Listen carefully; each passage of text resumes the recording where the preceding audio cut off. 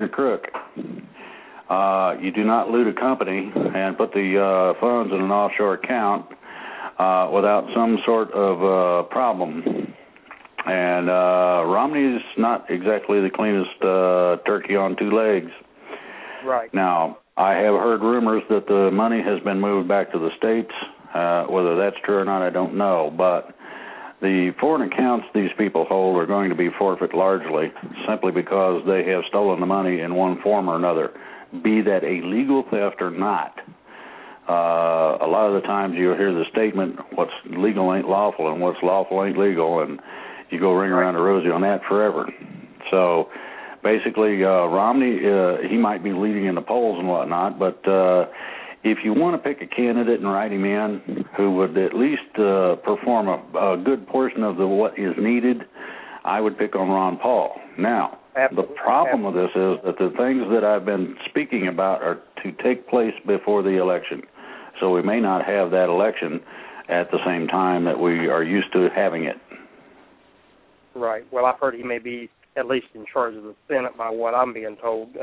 I don't have any vouch for that, but just what I've been told. My second question, then I'll let you go and let the other callers take place.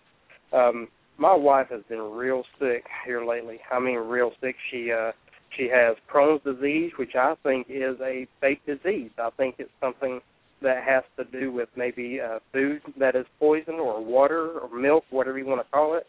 And she's been fighting it just like hundreds of thousands of people with Crohn's disease and colitis across the U.S. She had her colon removed, and she's really hoping that this new technology that's going to be released can help her to survive because she's had a rough time.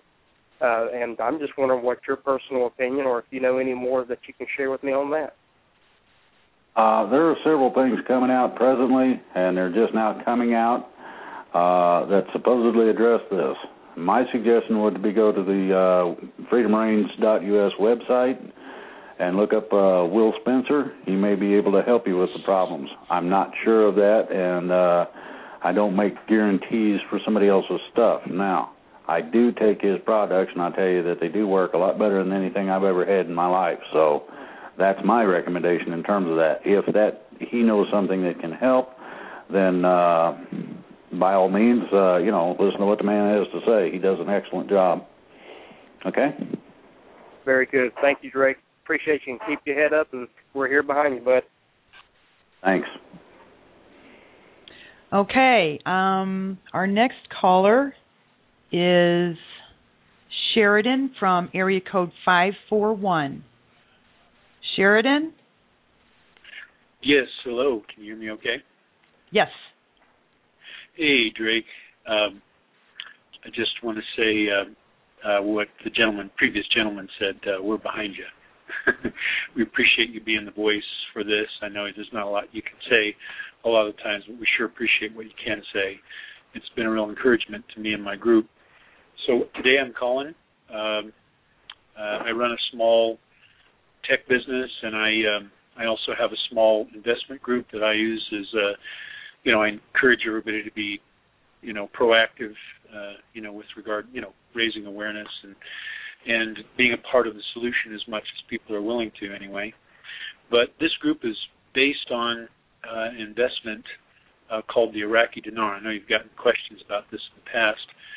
And, what I'm hearing from my intel sources, I have 3 intel sources now, Marines over there in the Middle East, and a gentleman who works out of Texas and works in the Middle East at times. And, they're basically, one of them is basically saying that they suspect that the Iraqi dinar may actually wind up being a recovery currency, a recovery tool after all this resetting goes on. I mean, he has nothing to support that. And I wondered what your thoughts were on that and what you think about that. Does that make sense? Drake, are you there? Yes, I'm here. Okay. I was on mute. I walk around sometimes. People don't need to hear me clumping on the floor.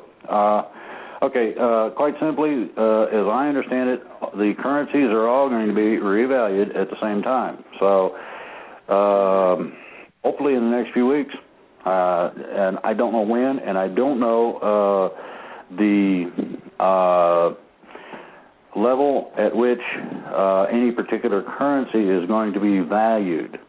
Now, I've heard a lot of stories about this and that. I've heard about exchange rates that are almost stupid sounding in terms of the numbers. I'm sure that those exchange rates will be adjusted to some extent, but I do not know to what extent. As to a recovery currency, all of the financial systems will be under the RV or recovered. So you're looking at a recovery that's going to happen worldwide with different currencies, very probably. Okay? I think that what concerned me is that Iraq, as an example, was part of a central banking initiative using our military to turn them over and, create this whole fiasco and unjustly and however unfairly as it is, but it is what it is. And so there's a lot of that kind of thing where essentially the current cabal has managed to turn over these countries, and I wondered how that, they've got to have their currency, but they essentially got turned over under a bad system that's about to become a good system, for lack of a better way to put it. And so, we've all been wondering about how that might actually come about. My personal opinion is Iraq was, and along with some of the other Middle East countries, are a real, terrible thing in a lot of ways. So, anyway, it's pretty simple. It is now. What you have to understand is that the old system is going in toto. You're not going to see very much of it left at all. Now, under that idea, you have to understand what a revaluation is, and that's what you have to look forward to. I don't know what kind of rates or differences there are going to be. That is not up to me to decide. There's going to be a worldwide council of financial experts that will try to make as close and reasonable a determination as is possible, and you have to understand that there are thousands of trillions of dollars that are going to be put into place in certain amounts in certain countries to cause revaluation without causing problems. And that is, to me, a mystery, but everybody's just going to have to wait. Yeah, I agree. Okay, well, thank you for your insight there. Appreciate it, and that's about what I was thinking too. So, appreciate you very much, my friend. Thank you, Sheridan. Got it. Okay. Thank you. Okay, our next caller is Paul from area code 623. Paul, can you hear us? I can. All right, you're on. Good on. evening, Frank. Yeah, I want to be like the previous two callers. Just thank you for your time and efforts and helping people get educated out there and giving that peace of mind that somebody's out there watching out for their back. So thank you. First of all, I know we've been talking about the student loans being zeroed out and what to do with people's money that have been in accounts, how to protect themselves in that manner. For those people, and I'm sure there's a lot of them out there like myself that are involved in a bankruptcy, what can they expect? Should those go away, or should they continue business as usual? Business as usual is done. In very short order, everyone will find us out. That means that a lot of the things that have gone on before won't even exist after we're done with this. And I hope that answers a lot of questions. Okay, so we should expect to possibly see those go away. You're talking about seeing a lot of things evaporate. I understand. One other question, too. I know talking with Minuteman and supporting your local militias and connecting with your local sheriffs, and our particular sheriff here in Arizona, Sheriff Joe Arpaio, he's been in the news quite a bit. I don't know quite whether to look at him as an ally or as someone that's part of this crooked picture that is going on out there. In your opinion, based on what you've seen and what you know about him, what do you think of his connection? I think the man's doing a heck of a job, and I hope he nails somebody to the wall with it. That's good. That's good enough for me. That's good enough for me. Thank you again, Drake. I appreciate your time. You're welcome. Thank you, Paul. Mm-hmm. Our next caller is Pat from area code 270. Pat, are you there? I'm here. All right. You're on, Pat. Okay. Like the other callers, Drake, and all the rest of you, we appreciate everything you're doing for us and keeping us informed. My question is, and I may have missed the answer, you may have given it, but my Social Security check is direct deposited. Is this going to continue through the revaluing, and what happens to we seniors who are dependent on our Social Security checks? Well, pretty much everybody is going to be taken care of in certain ways. This has not been fully detailed, but it has been accepted that certain pensions, we paid for Social Security. Okay, if you take the average Social Security account and look at it over a period of years and find out that the bank has been getting compound interest on top of what you put in, then you realize that they have been stealing from you, so therefore they owe you money, which will be extracted, hopefully painfully from them, and applied to a variety of things, including Social Security, veterans benefits, and a few other things that are equitable in terms of what they do and what they provide for. All of these thugs and crooks that hopefully are going to be arrested, is their wealth going to be confiscated and given back to the people?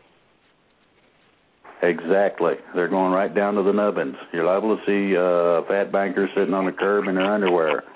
I don't know how far it's going to go, but that would be a pretty picture, and I'd love to see that on the front page. But I hope that answers the question. Yes, it does. Thank you very much, and keep up the good work. Thank you. Thank you, Pat. Our next caller is Greg from area code 928. Greg, are you there? Yes, hi. Hi. Hi. I have a question about the loan zeroing out and the mortgages, and this is kind of a little different take from everyone else, but I was wondering for the person or people who were concerned about these mortgages on homes and didn't take them and, sacrificed and, don't own a home, because they didn't want to take these big mortgages, and I don't know what's going to happen with this, if other people are they going to end up keeping a house they get their mortgage forgiven, and the people who never did that to begin with, they're like, gee, maybe I should have gone out and taken a big mortgage so I could have had a house. I know it's kind of a different question, but I was just thinking about this whole system being equitable, if you had any thought or comment on that at all. Thanks.